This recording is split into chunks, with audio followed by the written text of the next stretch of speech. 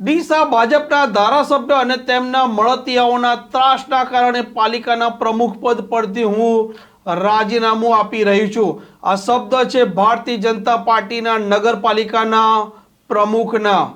વૈષ્ણવજન તો તેને કહીએ જે પીડ પરાઈ જાનાને રે.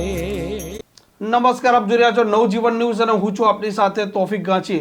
ગુજરાત ભાજપની વાત કરો કે સ્થાનિક લેવલે ભાજપની વાત કરો, કેટલીક જગ્યાએ ઉકળતો ચરુ હોય છે તે સ્પષ્ટ દેખાઈ આવે છે.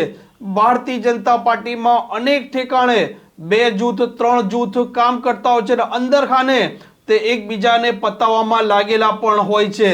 ડીસામાં પણ આવી ઘટના સામે આવી છે. ડીસા નગરપાલિકાના પ્રમુખ છે સંગીતાબેન દવે, તેમણે ગંભીર આરોપ લગાવ્યા છે ડીસાના ધારાસભ્ય જે પ્રવીણ માળી છે તેમના પર, અને કહ્યું છે કે આ પ્રવીણ માળી અને તેમના મળતિયાઓ તેમને ઘણા સમયથી હેરાન કરી રહ્યા છે, તેમને કામ કરવા દેતા નથી ને તેમના ત્રાસ અને ખાસ કરીને માનસિક ત્રાસના કારણે તે પાલિકાના પ્રમુખ પદ પરથી રાજીનામું આપી રહ્યા છે. પાલનપુર કલેક્ટર ઓફિસ તે પહોંચ્યા હતા અને તેમણે આ પ્રમુખ પદ પરથી રાજીનામું આપ્યું. ત્યારબાદ તેમણે પ્રતિક્રિયા આપી છે. રાજીનામું આપો. આજે મારું રાજીનામું મારા સમાજના આગેવાનો સાથે રાખીને ડીસાના નગરપાલિકાના પ્રમુખ તરીકેનું અને વોર્ડ નંબર 3 ડીસાના વોર્ડ નંબર 3 સદસ્ય તરીકેનું પણ હું આજે રાજીનામું. કયા કારણસર રાજીનામું આપ્યું? ડીસા નગરપાલિકામાં જ્યારથી મેં ચાર્જ સંભાળ્યો છે ત્યારથી આજ સુધી મને કંઈ કામ કરવા ડીસાના વિકાસ માટેનું કંઈ કામ કરવા દેતા નથી. અને મને એક મહિલા તરીકે મને ધારાસભ્યશ્રી અને એમના મળતિયા કોર્પોરેટ તરીકે મને ખૂબ જ ત્રાસ આપવામાં આવે છે. કેવા પ્રકારનો ત્રાસ? કોણ કામ કરવા દેતું નથી ને કયા પ્રકારનો ત્રાસ અપાય છે? જ્યારે ત્યારે હું પહેલા દિવસે જ્યારે મેં ચાર્જ સંભાળ્યો ત્યારે પણ હજી મેં મેન્ડેટ મળ્યો નગર પ્રદેશમાંથી, જ્યારે મને મેન્ડેટ મળ્યો ત્યારે પણ મારા સભ્યપતિ કેમ આપવું પડ્યું? કેમ રાજીનામું પડ્યું સભ્યપતિ? સભ્યપદ એટલે આજે મેં રાજીનામું નગરપાલિકાના પ્રમુખ તરીકે અને સભ્યપદનું પણ આપ્યું છે. અને સભ્યપદનું પણ હવે હું ડીસા નગરપાલિકા અમુક સભ્યો અને ધારાસભ્ય મને ખૂબ ત્રાસ આપ્યો, તો હવે મારે સભ્યપદનું પણ રહેવું નથી. કયા પ્રકારનો ત્રાસ આપ્યો? એમનો ત્રાસ ખૂબ જ માનસિક, એમના જે કામો હતા ખોટા કામો મારા પાસે કરાવ્યા હતા, એમના અંગત કામો મારા પાસે કરાવ્યા હતા. હું એ કામો કરવા માગતી નથી અને મેં ચોખ્ખી ના પાડી કે હું ખોટા કામો કરીશ નહીં. એ મને ખૂબ એ પ્રમાણે મને દબાણ આપતા હતા અને ત્રાસ આપતા. કયા કામો કરવાની વાત કરતા? એમના અંગત કામો હતા. ટીપી વાળો શું વિવાદ હતો? હા, એ એમના જે અંગત કામો હતો એ જ પ્રશ્ન છે, એના લઈને મને ખૂબ દબાણ આપતું. ટીપી વાળો વિવાદ હતો? હા, એમને ટીપીનો એ બધો અને અમુક આપણા સદસ્ય છે એમના ખૂબ દબાણો છે. આપણા શાસક પક્ષના નેતાઓ, આપણા ઉપપ્રમુખ, એમના બધા જે દબાણો કરીને બેઠા છે એ દબાણો હું ના એમના તોડાવું અને ખોટું કામ મારા પાસે કરવા માંગતા હતા, હું નથી કરતી. એટલા માટે એમને મને ખૂબ જ ત્રાસ આપ્યો. આ દબાણો બાબતે આપણે કોઈ નોટિસો આપી છે? હા, નોટિસો નગરપાલિકામાંથી આપેલી છે. હવે ભ્રષ્ટાચાર કર્યો છે એવા પણ આક્ષેપ ગઈકાલે લાગ્યા હતા, શું કહીશું?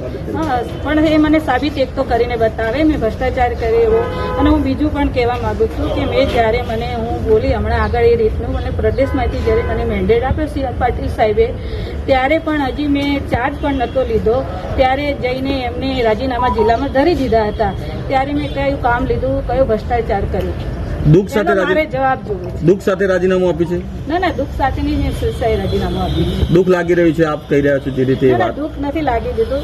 દુઃખ કશું મને નથી લાગી રહ્યું. મેં સ્વેચ્છાએ રાજીનામું આજે આપી છે અને મારે ફરીથી પણ એને ધારાસભ્યને એના ઉપર મારે આરોપ જ છે કે એમને મને ખૂબ જ માનસિક ત્રાસ આપી છે. કોઈ રજૂઆત કરશો પક્ષમાં ધારાસભ્ય વિરુદ્ધ? ધારાસભ્ય હા, હું કરીશ ને. હું સ્ટેટ ઉપર સુધી પક્ષમાં રજૂઆત કરી કે એમને જે મને કામો માટે અને જે દબામણો કરે છે એમની હું રજૂઆતો કરીશ.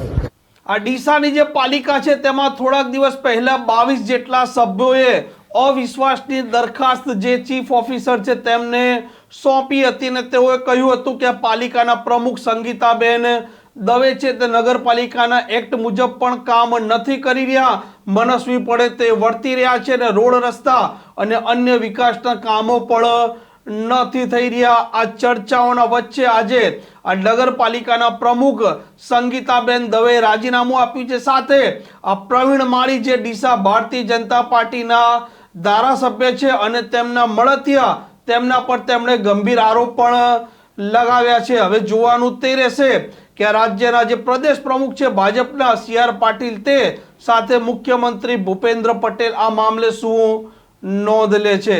આ પ્રકારના સમાચાર માટે નવજીવન ન્યૂઝની આ ચેનલ જોવાનું અને સબસ્ક્રાઇબ કરવાનું ભૂલતા નહીં. વૈષ્ણવજન તો તેને કહીએ જે પીડ પરાઈ.